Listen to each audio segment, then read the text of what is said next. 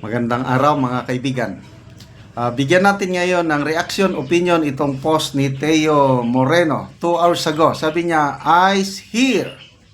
Ipinost niya yung official statement ng defense team ni Vice President Sara Duterte tungkol sa impeachment trial.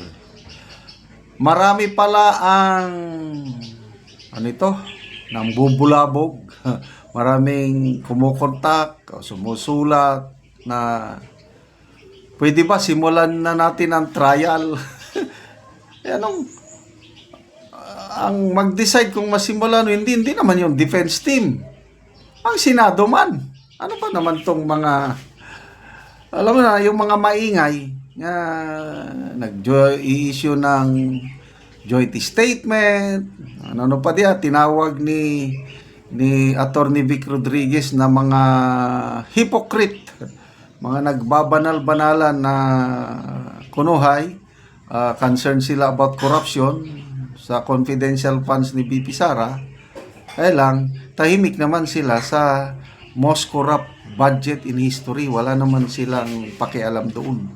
O ito, official statement, Defense Team BP Sara, on calls for the Senate to proceed with the impeachment trial. Okay.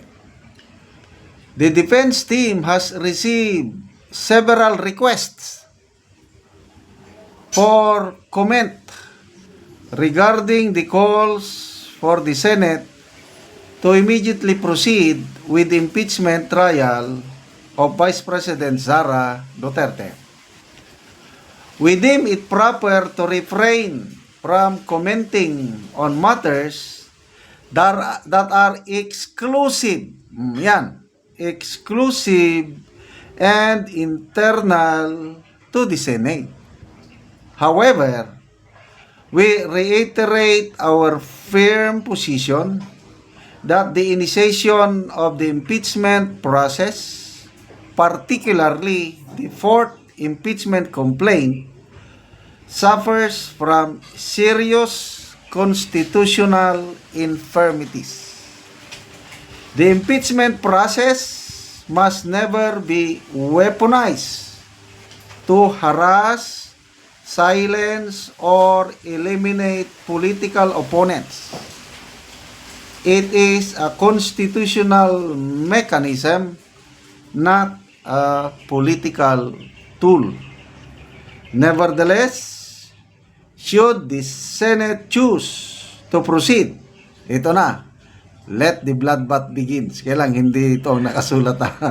Should the Senate choose to proceed, we stand ready to confront the charges and expose the baselessness of the accusations against the Vice President.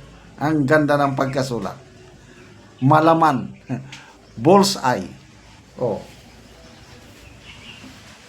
Wala silang pakialam kung magsimula o hindi. Dahil ang pagsisimula ng impeachment trial nasa kamay ng mga senador. Bakit? May mga nagre-request sa defense team na mag-comment sila. Di ba? Tama na, no comment. Kaya lang, ang sinabi nila is, yung impeachment complaint, lalo na yung pang-apat, has serious defects. Kasi, last year, 3 ang na-file. Hindi gumalaw. Yun yung birada ni Senator Escudero sa makongresista. Sabi niya, kayo, ang rule nyo dyan is immediately. Nandyan na, 3 impeachment complaint. Hindi nyo naman inirefer kaagad sa Office of the Speaker. Pinatulog nyo sa House Secretary General. 3 complaint yun. Wala, natulog lang. As in, wala. Tapos, nung February 5, nagkaroon ng pang-apat na impeachment complaint.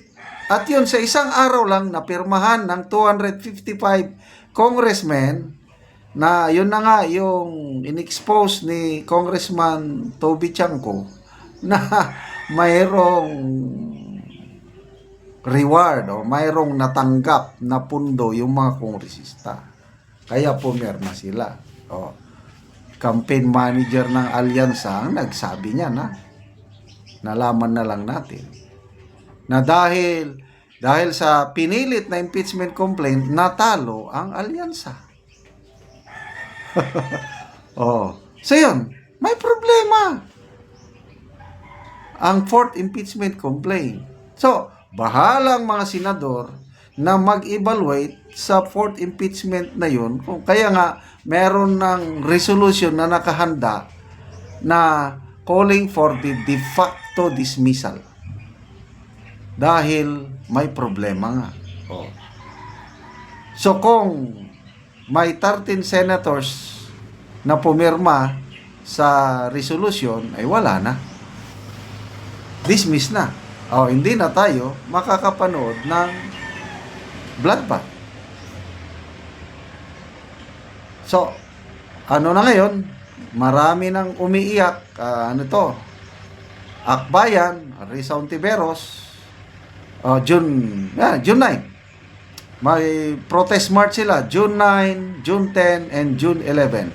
People power kuno, nananawagan sila sa mga tao. Kaya lang, sa press release nila, 5,000 lang ang pinakamalaki nga matawagan nila. Baka mamaya, hindi pa, alam mo na, yung dati na yan, ang daming nagre-reklamong senior citizen, hindi na ibigay yung naipangako sa kanila. Okay, so, as far as the defense team of BP Sara is concerned, we are ready. Should the Senate proceed, let the bloodbath begin. Maganda yung proposal ni Senator Tolentino. Basta pumayag ang prosecution at ang defense, expedited rules. Babaguhin yung rules para mapura. Matatapos by June 30. Oh, yon, may pag-asa na tayo. Let the bloodbath begin. By June 30, alam na natin ang resulta. Anong resulta? Alam na natin eh. Acquitted na yan. Dahil impeachment is a political exercise, not so much on evidence, but on the inclination of the senator judges. Okay, salamat mga kaibigan sa inyong pagsubaybay sa ating channel.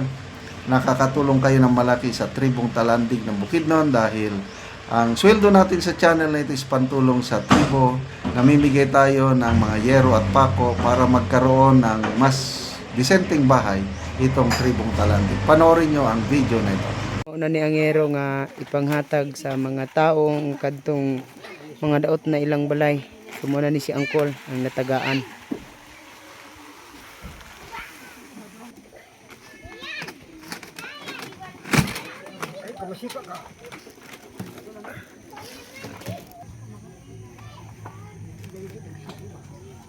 O kini si Angkol, dalo na niya padulong sa iyang gitukod og bagong balay niya. Napatukod din siya bagong balay kay daot naman ang iyang unang balay.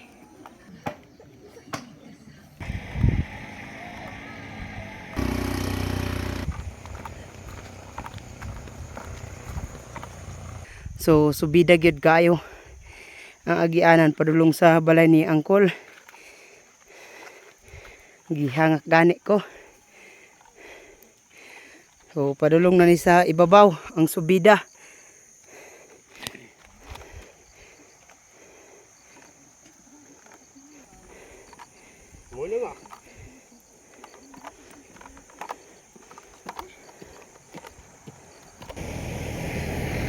So bisan pa sa kalayo nga pagbaklay ni Angkol, hapit na gid siya maabot. Bahalag layo. Lahutay gid si Angkol. Karon maabot na gid sa ibalayan ni Angkol.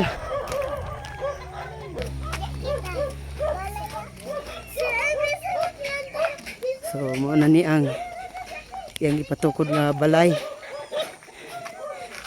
nga bag-o.